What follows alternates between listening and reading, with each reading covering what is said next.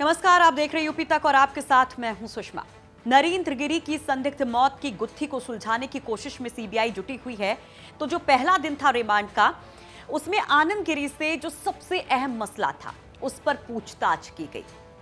मसला उस ब्लैकमेलिंग से जुड़ा हुआ, उस अश्लील सीडी या पिक्चर से जुड़ा हुआ जिसका जिक्र सुसाइड नोट में किया गया था और यह कहा गया कि इसी की वजह से सुसाइड किया नरेंद्र गिरी ने। यानी कि सीबीआई की जांच सुसाइड एंगल पर ही चल रही है। लेकिन सबसे बड़ी बात, जब इसका सवाल पूछा गया आनंद गिरी से तो उसकी तरफ से क्या जवाब मिला। जवाब ये मिला कि ये सारी बातें निराधार हैं। उसने सिरे से इन्हें खारिज कर दिया और ये भी जानकारी मिल रही है कि इस दौरान वो रोने भी लगा। पहले भी जब प्रयागराज पुलिस ने आनंद गिरी से इस विषय पर सवाल किया था, तब भी उसने इस बात से इनकार कर दिया था कि कोई सीडी है, कोई ब्लैकमेलिंग की खबर थी।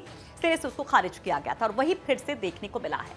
लेकिन इन सब के बीच में आनंद गिरी का मोबाइल फोन वो बहुत महत्वपूर्ण है और ऐसे में उसके तमाम जो गैजेट्स हैं उनको भी सीबीआई पड़ताल के दायरे में ला चुकी है। उनकी भी पड़ताल की जा रही है। तो जैसा हमने आपको बताया कि मोबाइल फोन बहुत अहम कड़ी है, तो आनंद गिरी के मोबाइल फोन की जब जांच की जाती है तो उसमें 5 ऐसे नंबर्स होते हैं जिस पर आनंद गिरी से भी बात हो रही होती है लगातार और नरेंद्र गिरी से भी बात हो रही होती है।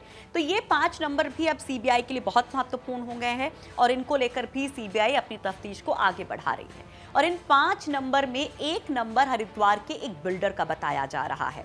तो जैसा हमने पहले भी आपको बताया था कि हरिद्वार कनेक्शन किस तरह से सामने आता है, फिर चाहे वो कॉल डिटेल्स की हम बात करें कि जिस दिन नरेंद्र गिरी ने सुसाइड किया था या कथित सुसाइड आपको बताएं, जिस दिन उनकी संदिग्ध मौत हुई थी, उस दिन जिन नंबर्स पर बात हुई थी उसमें भी हरिद्वार के ज्यादातर नंबर्स थे और ये बिल्डर्स की बात हमने पहले भी बताई थी और इस एंगल पर सीबीआई जांच कर रही है। लेकिन और क्या कुछ यहाँ पर जांच के दायरे में है वो भी आपको बताते हैं। तो सीबीआई आनंद गिरी के 2 नंबर्स की कॉल डिटेल के साथ साथ उसके व्हाट्सएप और आईफोन में इंस्टॉल फेस टाइम का डेटा भी रिकवर करने की कोशिश में लग गई है।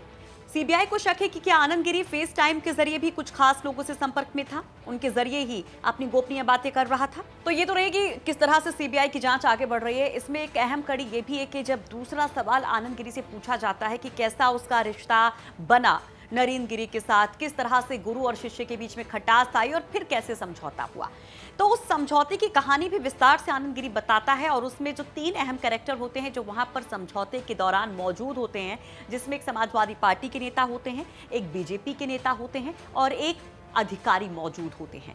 तो अब ये कहा जा रहा है कि सीबीआई इनसे भी पूछताछ करेगी।